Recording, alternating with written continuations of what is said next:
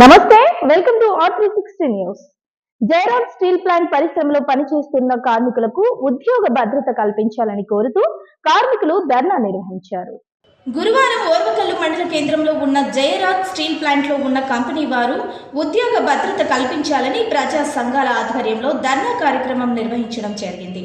CPI మండల సహాయ కార్యదర్శి సుధాకర్, రాయలసీమ విద్యార్థి ఫెడరేషన్ రాష్ట్ర ప్రధాన కార్యదర్శి రాయలసీమ రవీంద్రనాథ్, ప్రగతిశల విద్యార్థి సంఘం జిల్లా అధ్యక్షుడు అయ్యన్నలు మాట్లాడుతూ, ఓర్వకల్లు మండలంలోని పరిశ్రమలు ఎన్ని వస్తున్నా స్థానికులకు ఉద్యోగ అవకాశాలు మాత్రం శూన్యం అని అన్నారు. జైరాజ్ స్టీల్ ప్లాంట్ కంపెనీలో పనిచేస్తున్నటువంటి కార్మికులను కలిసి వారి సమస్యలను అడిగి తెలుసుకోవడం జరిగింది. స్థానిక యువతకు 100 మందికి పైగా ఉద్యోగాలు ఇచ్చారని, అయితే 1వ తారీఖు దాటి 7 రోజులు అయిపోయినా ఇంతవరకు జీతాలు ఇవ్వకపోవడం చాలా బాధాకరమైన విషయమని ఆవేదన వ్యక్తం చేశారు. అదేవిధంగా జైరాజ్ స్టీల్ ప్లాంట్లో ఉద్యోగాలు అని చెప్పి అక్కడ మాత్రం చేసే పనులు వేరే ఉన్నాయని వారు వాపోతున్నారు. ఓర్వకల్లు అలాగే చుట్టుపక్కల నుండి పరిశ్రమ వద్దకు రావడం కోసం బైకులు తెచ్చుకున్న వారికి పెట్రోల్ గానీ ఇవ్వడం లేదు.